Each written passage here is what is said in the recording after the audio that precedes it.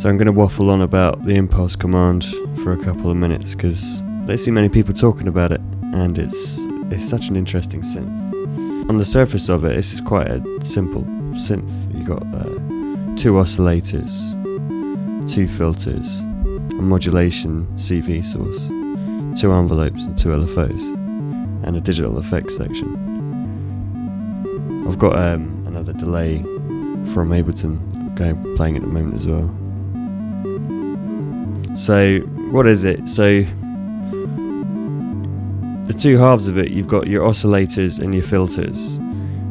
You don't have direct control over each of the 2 oscillators and each of the 2 filters. Instead, they use like a shared control set. So with oscillator here, you can choose the waveform between saw, triangle and square and noise.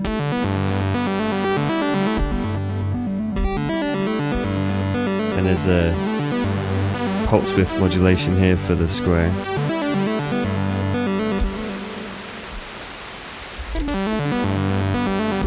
But with VCO2, you can't change the wave, and it's just a square, so you can pull that in there. So this is blending in VCO2's square with VCO1's triangle.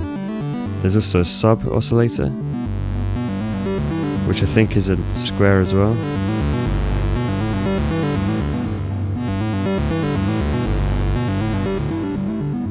And you can detune the second oscillator.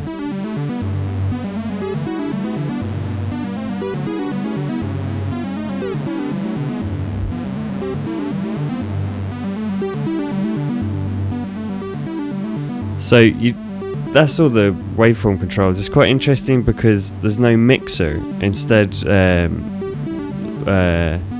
well, I mean there is a mixer, but the controls, like the oscillators and the filters, are kind of indirect. It's like kind of behind the scenes mixer.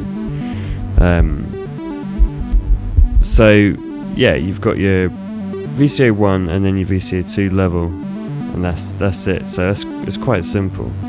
But then you've also got these kind of attenuators here, so you can pull in VCO2 with envelope 1.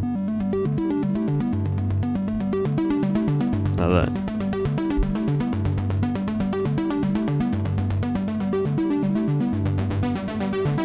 On the right side you've got the 2 filters, and again there's no direct control over both filters. You've got this one shared control set for the 2, and the filters, as far as I can figure out, they're kind of panned left and right.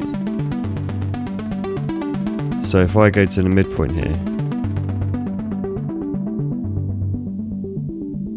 you can hear it's now more on the left side with a little bit on the right. But if I turn up the peak, that peak's coming in on the right side there.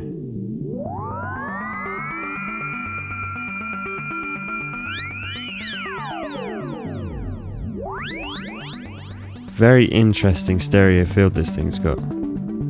You got this detune here.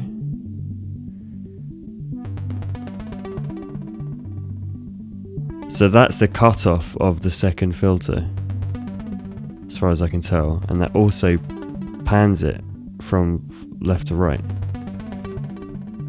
So it's basically, you can control the cutoff point of both filters here, but then you can also offset the second filter here as well, which I think gives you more control over the stereo field. And again, if you pull in the peak,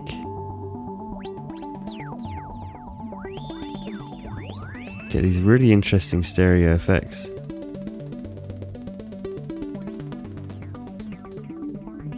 Also, it's a beautiful sounding filter, as you can tell.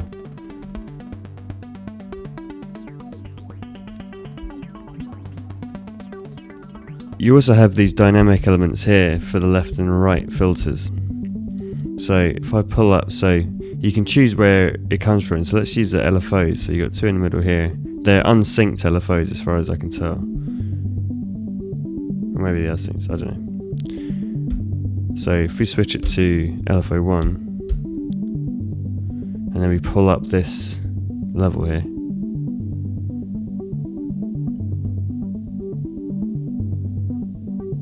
So that's increasing the level of the left filter. And let's do the same with LFO 2 on the right side.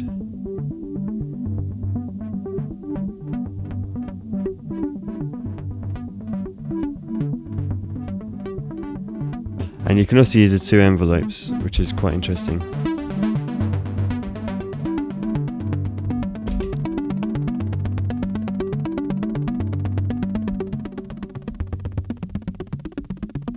There's also this aggro control here, which I think adds a bit of FM to the filter, is what it sounds like to me.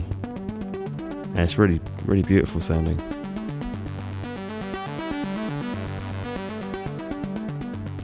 I'm not sure what the aggro does actually, but it sounds really cool. So down the bottom here you've got a little CV sequencer, and this is a 16-step voltage generator. If I just zero it all down, and you've got various places you can send it to. So if I zero this stuff down, so you can send it to the left and the right filters. Let's do that. I'll send it to the left filter first, and then turn up some steps.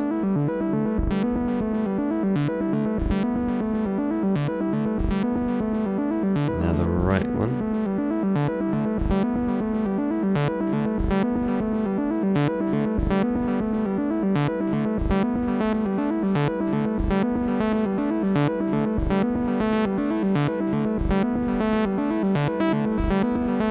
So this is really interesting now.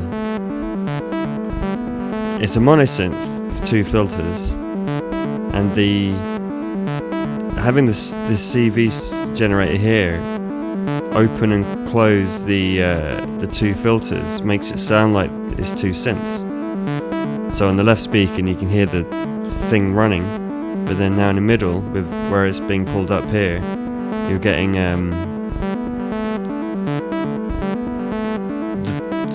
a selection of the melody come through. So another interesting, important aspect of it is the internal patch system, and I don't really know how it works, and it's intentionally not explained very well. I think it's something that is there to encourage experimentation. So when you turn this patch knob up here, it changes some of the internal routing.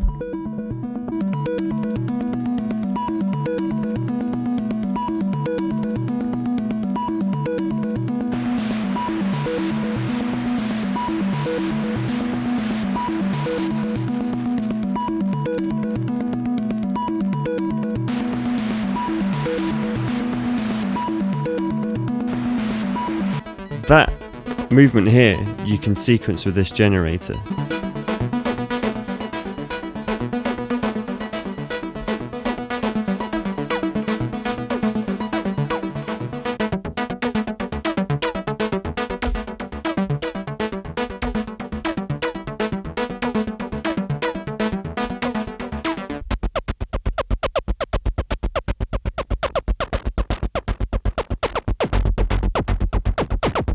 It would be cool to take these patterns from the CV coming out the sequencer here and put them at different stages, so you can modulate this, because this has a huge difference on the sound, you know, really.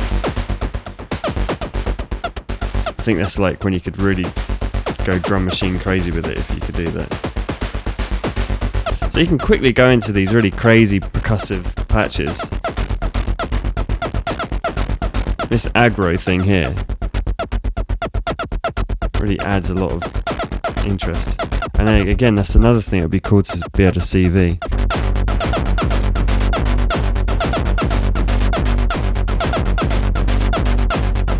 It's awesome.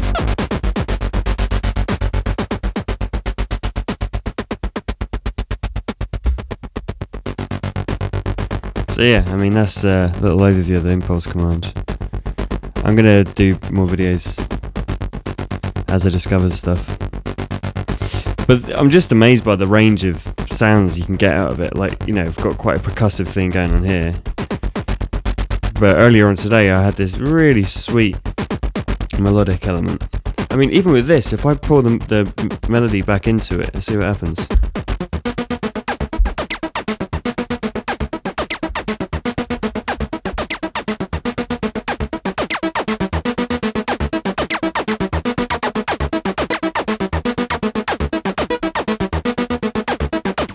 Anyway, yeah, impulse command, super cool. Yeah, it's awesome.